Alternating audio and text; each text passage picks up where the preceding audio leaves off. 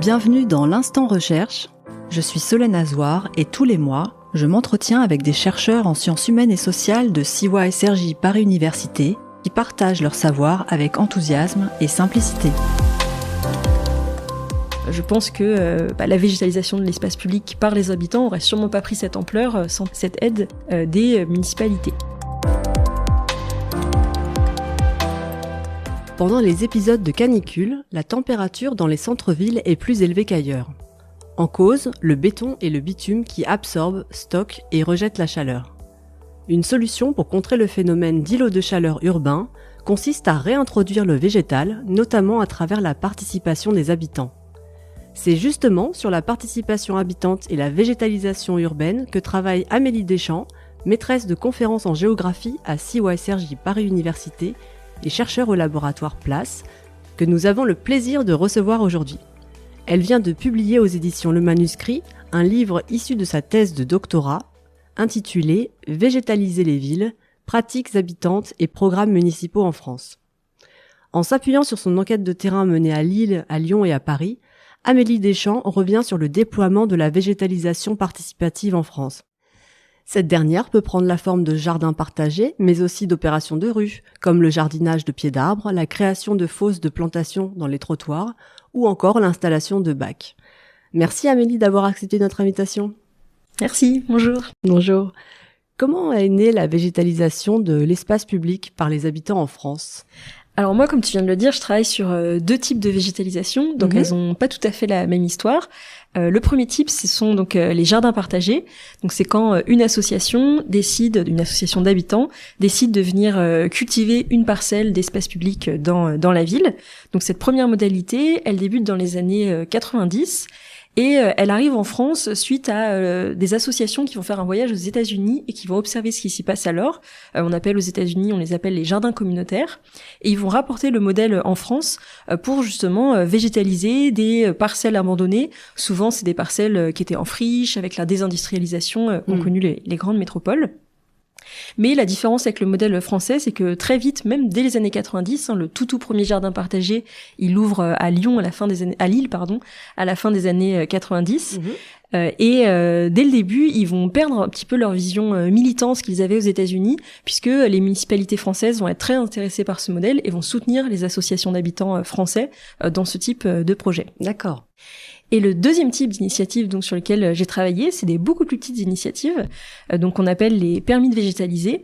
Donc c'est quand des habitants végétalisent cette fois-ci soit des pieds d'arbres dans les villes, soit aussi certaines municipalités proposent de faire des trous dans les trottoirs, donc de découper le bitume au pied des façades d'immeubles pour venir mettre de la terre et là aussi végétaliser. Et ça va apparaître beaucoup plus tard, c'est à partir du milieu des années 2010 à peu près qu'on va voir ce genre d'initiative se développer dans les grandes villes. Là aussi, c'est avec l'aide des municipalités, les habitants ne font pas ça tout seuls dans leur coin. Et l'idée de ces projets-là, c'était de diffuser plus la végétalisation par rapport au jardin partagé et surtout de ne plus être limité par la disponibilité du foncier, parce que pour le jardin partagé, il faut une grande parcelle. Là, on était beaucoup moins contraints vu qu'un pied d'arbre ou un petit bout de trottoir, ça devenait suffisant. D'accord, très bien. Tu parlais justement de l'institutionnalisation de la végétalisation participative en France. Quels sont ses succès et ses limites ?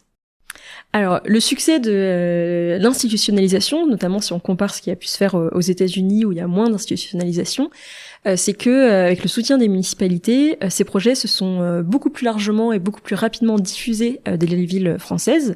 Les habitants, en se sentant soutenus par les municipalités, en sachant que ce qu'ils faisaient pouvait être légal du coup et qu'ils n'étaient pas dans l'illégalité, se sont sentis plus motivés, plus à l'aise aussi pour s'emparer de l'espace public et participer à ces projets de végétalisation. Et il faut pas aussi oublier que pour les jardins partagés notamment, ça peut venir avec des petites aides financières de la part des municipalités, notamment pour installer les jardins. Donc au démarrage, ça peut aussi beaucoup compter. Donc ça, c'est vraiment pour les aspects positifs de cette institutionnalisation. Je pense que la végétalisation de l'espace public par les habitants aurait sûrement pas pris cette ampleur sans cette aide des municipalités. Oui. Mais évidemment, il y a une petite contrepartie. Le fait que les municipalités soutiennent ces projets, ça a aussi eu comme conséquence qu'elles avaient des attentes, un cahier des charges qu'elles demandaient aux habitants de respecter, notamment par exemple en termes d'entretien, de qualité des plantations, de quelles espèces sont plantées. Et parfois, ça a pu être une limite pour les habitants qui sont des jardiniers amateurs et pour qui c'est lourd de respecter ces contraintes, ces charges qui sont plutôt situées en fait sur le plan professionnel par comparaison avec les jardiniers municipaux professionnels par exemple et qui ont un temps professionnel dédié à cela. Ça a pu créer parfois des petites crispations entre habitants et municipalités. Et sinon, l'autre limite de cette institutionnalisation, c'est aussi que ces projets ayant si bien marché, parfois les municipalités ont voulu être à l'origine de ces projets, donc se dire cette parcelle, elle pourrait accueillir un jardin partagé, et c'est après avoir créé le projet entre guillemets qu'elle cherchait les habitants qui pourraient venir s'y installer. Et en fait, on se rend compte que quand ça vient dans ce sens-là et que c'est pas les habitants qui sont à l'origine du projet et qui viennent démarcher la municipalité, en général, ça marche moins bien puisque les habitants ont un peu de mal à se saisir d'un projet qui est déjà entamé. D'accord, très bien. Et quels espaces urbains se retrouvent ainsi végétalisés et à qui profitent ces nouvelles formes de nature en ville ?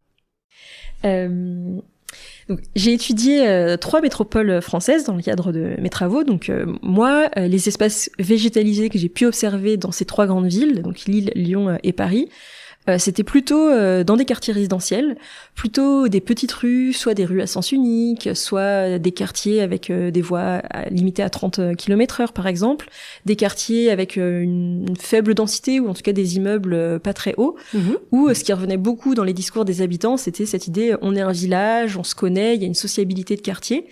Et la végétalisation, dans ce contexte, elle avait comme utilité d'être vraiment un prolongement de l'espace privé qui était possible parce qu'il y avait cette impression d'être un village dans la ville. Et donc la morphologie urbaine, elle encourage la végétalisation de ce type de quartier par rapport à des quartiers beaucoup plus passants, qui vont être jugés plus compliqués à végétaliser parce que plus de dégradation, par exemple. Ou alors il y a peu de végétalisation le long des grands boulevards parce que le trafic automobile, la pollution, ça rend pas agréable le fait de jardiner sur l'espace public, par exemple. Donc voilà, dans les 3 grandes villes que j'ai étudiées, c'est plutôt ce type de quartier qui accueille les initiatives.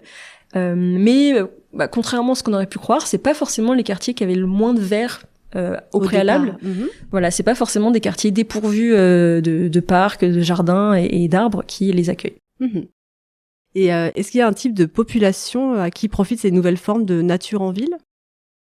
Alors, c'est un peu différent en fonction de si on considère les jardins partagés ou si on regarde les permis de végétaliser.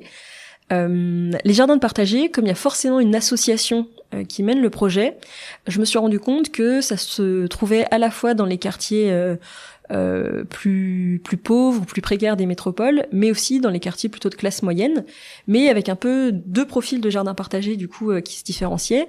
D'un côté, des jardins partagés portés par des associations d'habitants vraiment créés pour le jardin partagé, donc ça c'était plutôt le profil des classes moyennes. Et dans les quartiers plus pauvres, c'était plutôt des profils d'associations qui avaient d'autres buts, souvent de l'insertion sociale ou de l'animation de quartier, et qui se saisissaient de l'outil jardin partagé pour justement proposer une activité dans le quartier.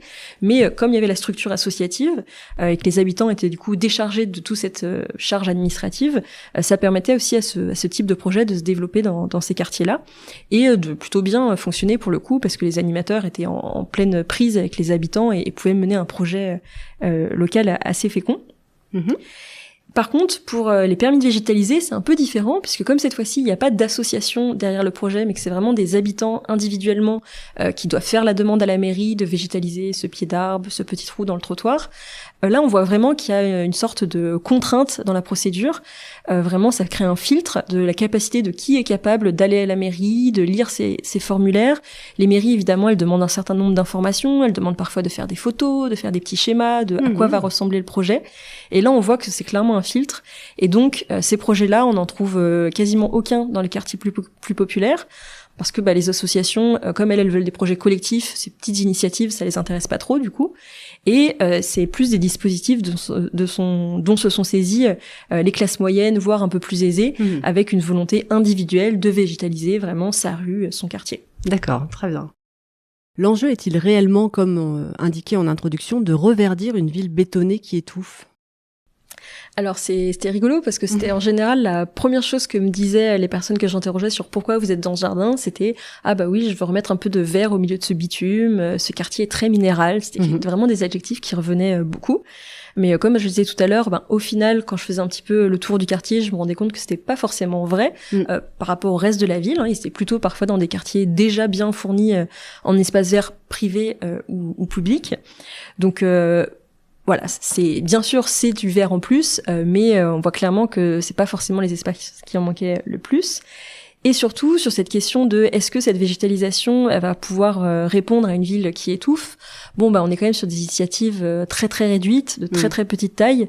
Donc en termes de lutte contre les îlots de chaleur, elles ont un effet très limité. Alors ça peut avoir un effet Par exemple, quand on a un permis de végétaliser, c'est une plante grimpante le long d'une façade, ça peut faire de l'ombre à la façade à certaines fenêtres et donc avoir un effet très localisé sur cet immeuble à certains moments. Pareil dans un jardin partagé, s'il y a un arbre, ça peut aussi créer de l'ombre et la verdure en général ça crée aussi des petits îlots de fraîcheur, mais voilà, ça reste vraiment des échelles très micro. Ça fonctionne pas à l'échelle de la ville ni même à l'échelle des quartiers.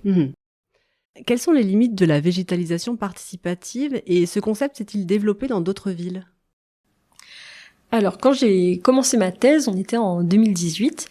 C'était plutôt, et c'est pour ça que j'ai choisi de travailler sur 3 métropoles, plutôt des initiatives qu'on trouvait dans les grandes villes en France. Depuis, ça s'est largement diffusé. Ça s'est diffusé aux villes moyennes et même maintenant aux petites villes. D'ailleurs, c'est assez rigolo de voir parfois des petites villes entourées d'espaces ruraux où justement l'accès à la nature semble assez facile. On a quand même ces initiatives qui se développent. Bon, j'ai pas enquêté sur ces petites villes, donc je ne sais pas dire quelles sont les raisons qui poussent les habitants dans ces petits espaces à se tourner vers ces projets, mais on voit bien que ça s'est vraiment développé sur tout le territoire français. Quand j'ai essayé d'en faire une cartographie, on voit pas de région où il y en aurait plus que d'autres. Il n'y a pas non plus de profil politique des municipalités qui expliquerait que telle partie ou telle partie supporte plus ou moins ces initiatives. J'ai l'impression que ça devient quelque chose de plutôt dépolitisé et assez consensuel de soutenir la végétalisation habitante dans sa ville. Pour donc des raisons assez diverses. Pour revenir à la question des limites, je disais que d'un point de vue écologique, îlot de fraîcheur, l'effet est assez limité, même si évidemment il peut y en avoir un quand même à l'échelle locale. Et d'ailleurs c'est rigolo parce que souvent c'est par cet aspect-là que les mairies essayent de valoriser ces projets.